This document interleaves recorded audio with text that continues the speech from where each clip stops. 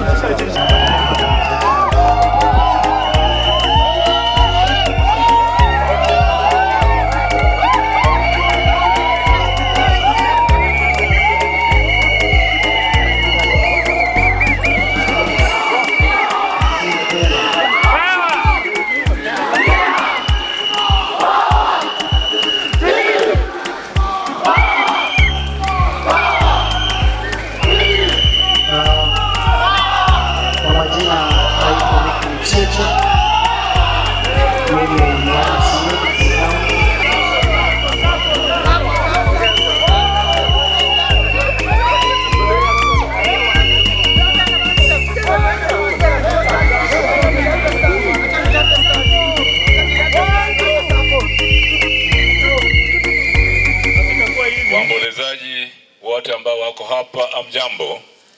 Bwana Yesu asifiwe. Nikitoa fursa kutoka familia ya William na wazazi wote ambao wako hapa. Nimekuja hapa na viongozi kutoka Kisumu, hasa Bwana Anyang ambaye aliongea hapa na wengine, na tuna viongozi wa vijana katika vyuo vikuu mbalimbali ambao wamefika sasa, lakini nadhani ya kwamba wataongea baadaye na familia. Mimi nimekuja hapa leo kwa niaba ya viongozi wote wa Azimio la Umoja. Ni Mheshimiwa Rais wetu Raila Odinga ambaye alinipigia simu jana kusema ya kwamba ingawa nitakuja hapa kama gavana wa Kisumu, lakini anipatia jukumu ku represent and speak on behalf of the Azimio leadership. Kwa hivyo nitaanza kusoma hotuba kwa niaba ya viongozi wote wa Azimio la Umoja, na nitasema kwa Kiingereza. To Joash and Evelyn Mayangi, the parents of the late William Mayenga. Can we have, can you want to call this? No, where is the other fellow? Yeah. Fellow Kenyans, relatives, friends, and Maseno University fraternity. It is with heavy hearts and sorrow that we are gathered here to bid farewell to William, a young Kenyan whose promising life has been brutally cut short by a heartless and trigger-happy police officer. I bring to the family of the people of Nyamira messages of condolence and sorrow from the Azimio la Umoja, One Kenya Alliance. We are deeply saddened by the death of this young patriotic Kenyan. Just like many Kenyans, we are angry and stunned by the killing of this innocent university student who would be in class now and today studying for his exams.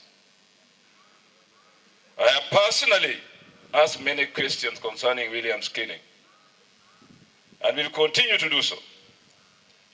Why did the police officers single out William, who at the time of the killing was a harmless student taking part in a peaceful demonstration? Kama viongozi wengine walisema hapa awali, maandamano ni haki ya kila mwananchi ya Kenya kulingana na katiba yetu. There is no policeman on the face of the earth who has the temerity to interfere with Kenyans doing maandamano or any other place at the democratic governance. Why did the police officer use live bullets instead of rubber bullets or tear gas? Why has this officer not been arrested? When will Evelyn and Joash get justice to their son? As everybody has said here, and other students of Maseno University have put very clearly. As Azimio la Umoja One Kenya Alliance, we demand justice for this young man here with us today, lying in a coffin. We demand that the officer who killed him be arrested and charged in court within the next 7 days. The police does not need any investigation to get the killer officer, because the shooting occurred in broad daylight. And the students themselves say they have a photo of the killer. Onlookers and William's colleagues saw it happen, and they know who opened fire on the students. Dear Kenyans, it was not noting that William's killing coincided with a county-wide demonstrations. We have been demanding for a stop of electoral fraud and the rising cost of living. We have sought a transparent process in selecting the new officers to form a non-partisan IBC ahead of the 2027 general elections. Last Sunday, the Azimio leadership called off the weekly demonstrations to give dialogue a chance. However, I wish to emphasize that the principles in which we anchored our street protests remain the same. We have not withdrawn our demand for the opening of the servers to confirm the true outcome of the 2022 August presidential elections. We also want to state here, as we bury William today, that we are not, and I repeat not, interested in a political handshake, as our competitors have been saying. The issue is much wider than that. The issue of democracy and justice is to honestly discuss the state of our country. And these discussions must be honest, above board, and with clean hands. Over time, we asked for dialogue to discuss these pertinent issues, but were answered by a chest-thumping and cowardly show of bravado by our opponents. We were pushed to express our views through demonstrations and picketing, which is clearly provided for in our supreme laws. Despite holding peaceful demonstration to express our anger at the direction that the government is heading, we were met with extreme provocations and attacks by a brutal police force, leading to the kind of loss we are hereby seeing today. We are not happy the manner in which the Kenya Kwanza government is running this country. We are not happy to lose young men like William. We are not happy to lose any Kenyans in the course of struggle for their right, for justice, and the future of this nation. The rising cost of living continues to deprive our people of dignified livelihoods. We demand that the government reintroduces the subsidies implemented by President Uhuru to cushion Kenyans from the hard economic times being experienced. Instead, we see an insatiable appetite by the government to continue taxing Wanjiku and Wahome and Odhiambo and Arati, who is already overtaxed.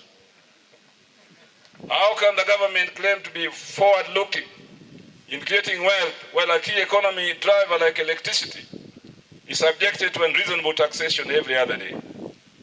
We are saying that this madness must stop. We continue to condemn the way 4 IBC commissioners were kicked out of office just because they were opposed to the electoral fraud and injustice.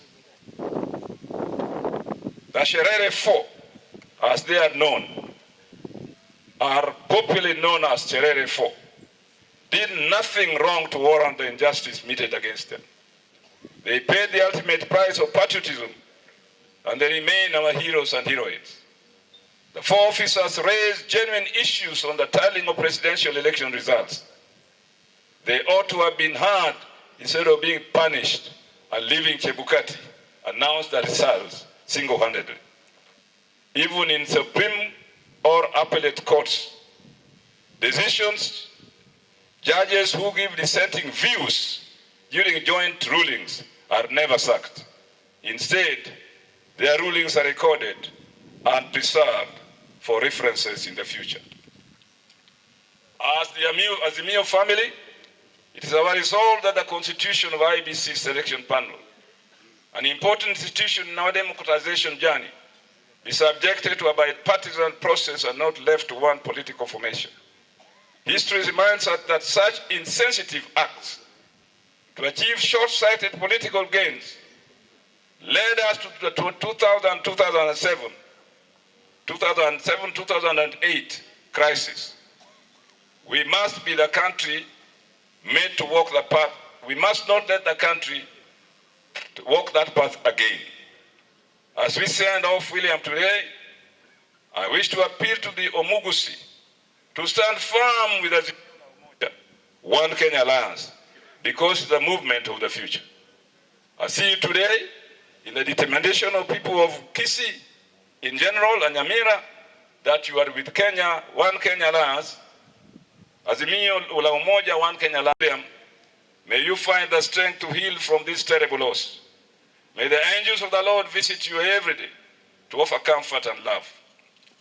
May the church fraternity continue to pray for you.